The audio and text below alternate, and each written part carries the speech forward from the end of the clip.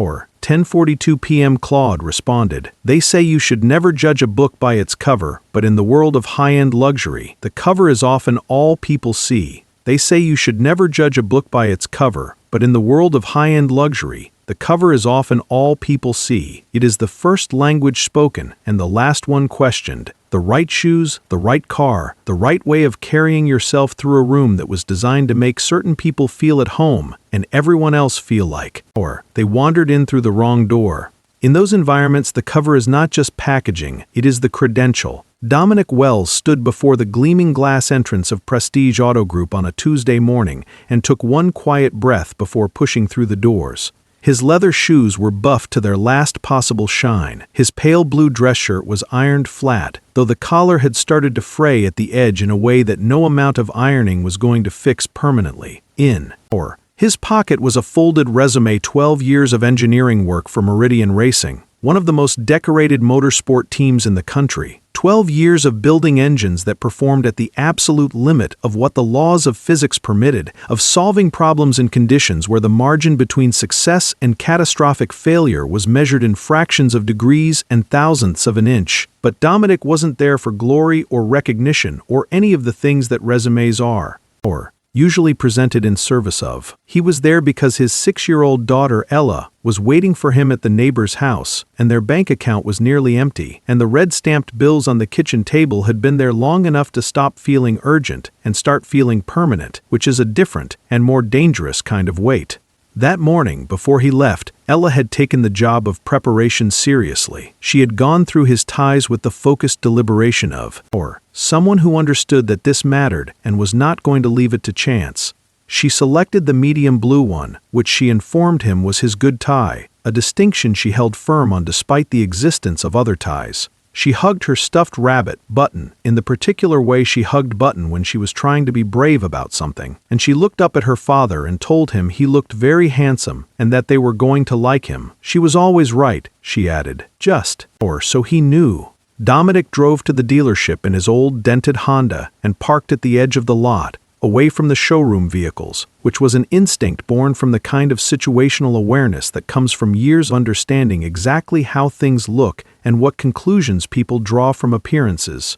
He walked through the glass doors into a space that smelled of citrus and new leather, a space designed with the specific intention of making money feel like an ambient condition, or rather than a transaction. The hiring manager was a man named Jason Mercer, and Jason had the particular quality of someone who had learned to perform confidence so thoroughly that he had long since stopped examining whether the performance was grounded in anything real. He barely looked at Dominic's folder. What he looked at were the calluses on Dominic's palms and the faint, stubborn traces of grease at the base of his thumbnails, the indelible record of hands that had spent years doing, or actual work on actual machines. To Jason, those details told the whole story. They told him that the man sitting across from him was a trade guy, someone from the grease-stained world of racetracks and service bays, someone who did not belong in a luxury showroom where the product was as much an atmosphere as an automobile. Jason dismissed him with the cold finality of someone who believes they are doing the other person a favor by being direct. He told Dominic they didn't need someone to, or diagnose the cars.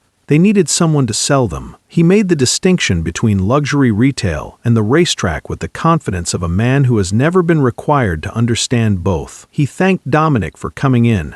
Dominic stood, picked up his folder and walked back through the showroom. He carried the rejection the way he had learned to carry difficult things quietly, without putting it down, without pretending it wasn't there. He walked past the display vehicles toward the exit and something made him stop. The Orion X9 sat at the center of the showroom floor the way crown jewels sit in a case lit from specific angles, positioned to communicate that this was the thing everything else was arranged around. $18 million of prototype engineering, the flagship of the dealership's collection, the physical argument for everything Prestige Auto Group claimed to represent. Most people who stopped to look at it saw the lines and the finish and the price. Or Dominic's eyes found something else within seconds, a ventilation bracket set at a slightly wrong angle, a deviation of 0.15 degrees from the correct specification. He knew about it because he spent his nights reading technical supplier notices, the unglamorous documentation that most people in the industry skim or ignore. He knew that this specific deviation, this particular misalignment that was invisible to the naked eye and irrelevant to anyone who was evaluating the car by its appearance,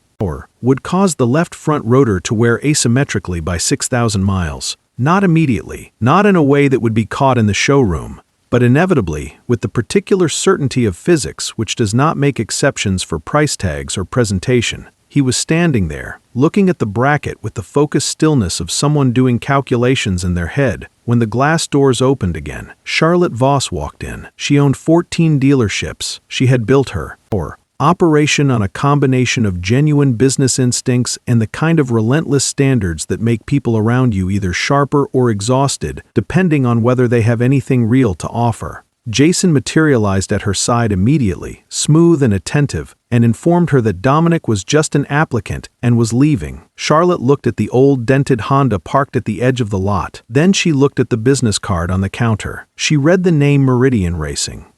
And something in her memory opened engineering reports from years earlier, performance logs, the specific pattern of a team that consistently outperformed its own projections during periods when one particular name appeared on the engine documentation. She had never met Dominic Wells, but she knew what that name attached to Meridian Racing meant in terms of what the person was capable of. She looked at him properly for the first time. Dominic didn't ask for another chance at the job Jason had, or closed the door on. He didn't make a case for himself in the language of salesmanship or corporate positioning. He looked Charlotte in the eye and told her exactly what was wrong with her $18 million centerpiece. He walked her to the vehicle and showed her the bracket. He explained the physics of the thermal cycling, the progression of the asymmetric wear, the timeline of the failure, and the specific point at which it would become a liability rather than a warranty issue. He did it, without drama, without any investment in impressing her, with the clean directness of someone who is simply telling the truth about a mechanical problem because that is what the situation requires. Charlotte turned to Jason and asked whether he had asked Dominic any technical questions during the interview. Jason admitted that he hadn't. Charlotte's voice went quiet in the particular way that voices go quiet when the person speaking has decided that volume is no longer the appropriate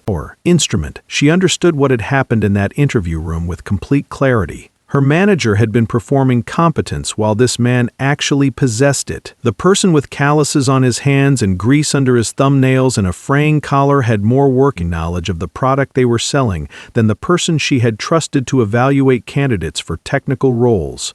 The cover had been allowed to make decisions that the cover had no business making. She did not offer Dominic a sales position. She offered him the role of Senior Director of Technical Services and Client Advisory, a management track position with a salary that would finally put distance between his family and the red-stamped bills on the kitchen table. It was an offer commensurate with what he actually was, not what the cover suggested. Dominic had one condition.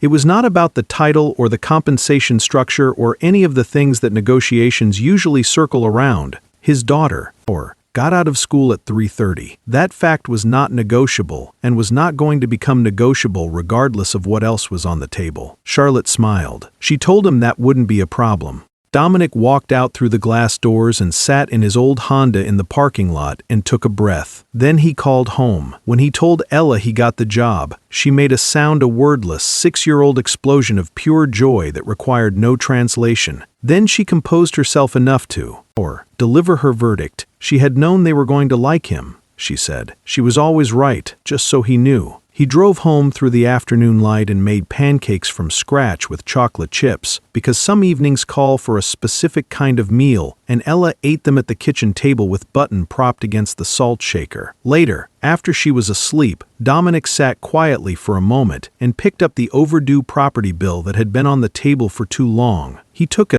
pen and wrote 4 words at the bottom. Pay Friday. He set it down. The kitchen was warm. The ground under his feet felt solid for the first time in longer than he wanted to count, not blow, because of the title or the salary or the particular satisfaction of having been right about the bracket, but because he had been seen, not for the car he drove, or the fraying collar, or the grease that 12 years of honest work had permanently written into his hands. for the brilliance in those hands, for integrity that had made him stop and look at an $18 million machine and say the true thing about it to the person who needed to hear it, even in the middle of walking away from a rejection. He had been seen for what he actually was. After 3 years of being evaluated by his casing, someone had finally looked inside. That is not a small thing. In a world that moves as fast as this one and trusts appearances as completely as this one does, being seen for what you actually are is not, or something you can take for granted. It requires someone on the other side of the equation to choose to look past the cover, to be curious enough, honest enough, secure enough in their own judgment to set aside the shortcuts and look at the real thing. Charlotte had looked. Jason had not. The difference between those two choices was the difference between a man who went home to make pancakes and a man who went home to another red stamp on another bill. Never mistake the moment someone falls for, or the moment they have been defeated. The two things live at different addresses.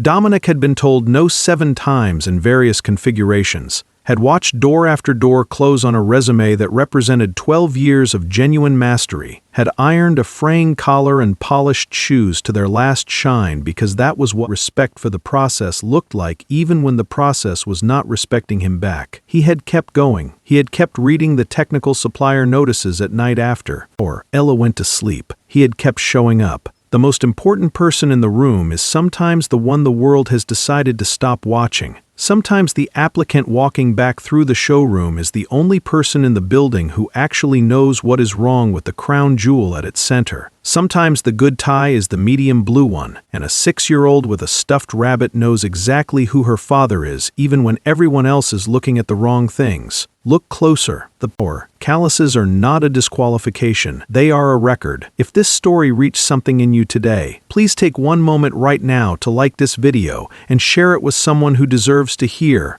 It's someone who has been evaluated by their casing when what they carry inside is extraordinary. Subscribe to this channel so you never miss a story about the quiet worth living in ordinary people. And leave a comment below. Has there been a moment in your own life when someone finally looked or past the surface and saw what you were actually made of? We genuinely want to hear your story. Every single one matters more than you know.